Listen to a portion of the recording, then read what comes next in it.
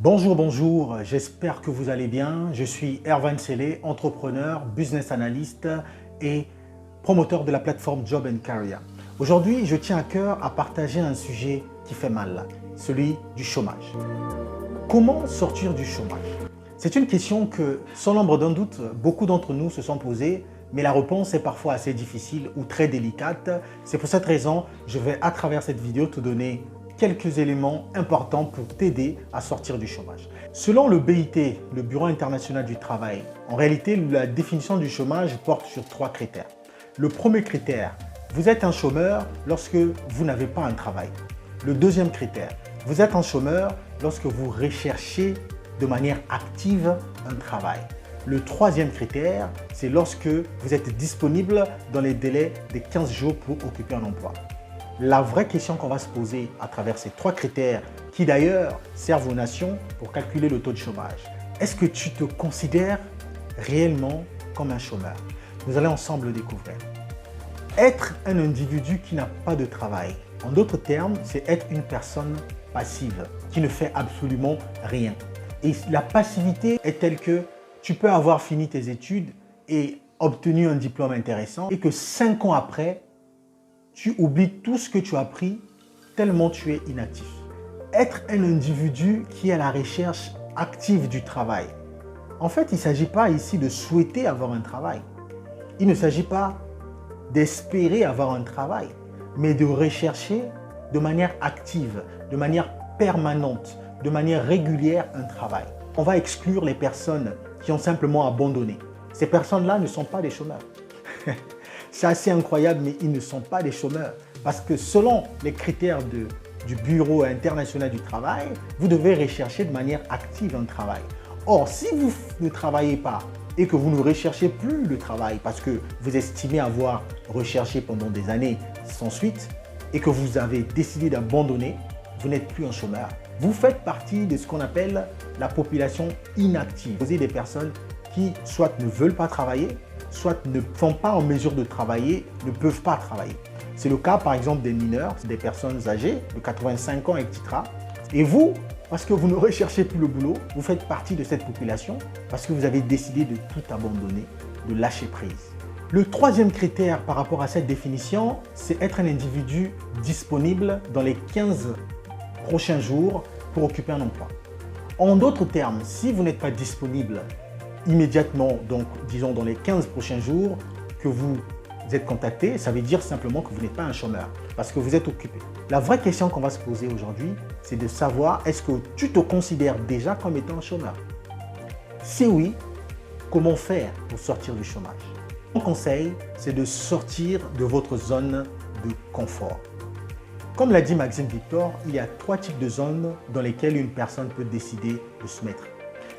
La première zone, c'est ce qu'on appelle la zone du laisser-aller. On y trouve des gens qui ont abandonné, qui n'ont plus du tout espoir à la vie. Les gens qui se disent, dans le cadre du travail, à quoi ça sert de postuler si on n'est jamais contacté par une entreprise? À quoi ça sert de continuer à chercher si on est sûr et certain qu'on a perdu le combat d'avance? C'est une zone dans laquelle tu peux te trouver sans même te rendre compte. La deuxième zone dans laquelle une personne peut se trouver, c'est la zone de confort. On y trouve dans cette zone la majorité des travailleurs, la majorité des personnes actives qui en réalité ont trouvé un emploi ou qui sont des entrepreneurs qui sont arrivés à un stade où ils se disent point n'est nécessaire de pouvoir faire des efforts pour améliorer leur quotidien. Ces personnes dans les entreprises sont généralement celles qui se plaignent de tout, qui pensent que l'entreprise ne rémunère pas assez, qui pensent que l'entreprise devrait leur donner plus de responsabilités. C'est des gens qui se plaignent du gouvernement, des gens qui s'estiment qu'il n'est pas nécessaire de prendre des risques dans la vie. Ils se plaignent de leur boulot tous les jours, ils estiment qu'ils mériteraient mieux, mais ils ne prendront jamais des risques de pouvoir démissionner. C'est ceux que le système a conditionnés à vivre une vie simple, une vie logique. Leur vie consiste à se lever le matin, aller au travail, à regarder leurs enfants grandir, à les déposer à l'école, à ne rien faire autre que leur travail au quotidien. La dernière zone, c'est ce qu'on appelle la zone de défi. Et très peu de personnes osent entrer dans cette zone. C'est la zone de prise de risque. C'est la zone où on se dit, je ne perds rien, je peux essayer, je peux y aller. C'est la zone où, généralement, quand on ose, on est vu comme un rebelle.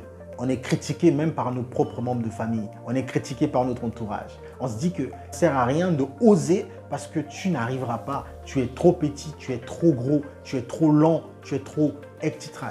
C'est une zone dans laquelle peu de gens osent. Et ceux qui osent finissent par voir la gloire arriver. Dans cette zone, on trouve les entrepreneurs aguerris, on trouve ceux qui dirigent le monde aujourd'hui, des hommes très célèbres, on trouve des artistes, des musiciens, des bureaucrates, on trouve quasiment tout le monde. On trouve exactement des gens qui ont décidé de changer leur vie, de prendre leur vie en main et de pouvoir changer les choses. Mais comment faire pour arriver dans cette zone? C'est de commencer avec ce que tu as et commencer où tu es. En réalité, vous ne pouvez pas vous demander comment faire pour devenir milliardaire si vous ne commencez pas à faire quelque chose. Comment faire pour sortir de votre zone de confort si vous ne débutez pas un travail? Dans cette zone, on trouve des gens audacieux, des gens qui décident de prendre leur vie en main, de commencer quelque chose. Et pour commencer, ça peut être n'importe quoi. Ça peut être un commerce avec 2000 francs. Ça peut être un emploi gratuit. Ça peut être un stage. Ça peut être de concrétiser un projet qu'on tient à cœur. Quand même on n'a pas l'argent, d'aller rencontrer des personnes, de parler de ces projets. Tant que vous ne commencez pas, il est donc difficile pour vous de rentrer dans cette zone. Dire que je travaillerai demain, c'est de l'espérance. Mais dire que je travaillerai dans 5 mois, c'est un tout autre niveau. Ça devient un niveau de la foi. Parce que la personne qui pense que dans 5 mois, elle sera en mesure de travailler, c'est une personne qui croit tellement en elle ou qui croit tellement en Dieu ou à autre chose, parce qu'on n'est pas tous des chrétiens, qu'il pense qu'il y arrivera. Et quand on pense que dans tant de mois, on arrivera à atteindre un objectif, c'est un tout autre niveau. Parce qu'on se fixe un délai. Et lorsqu'on se fixe un délai dans la vie, on met tout en œuvre pour y arriver. Je le réitère, n'attends pas que les choses viennent à toi. Il faut les chercher. Merci.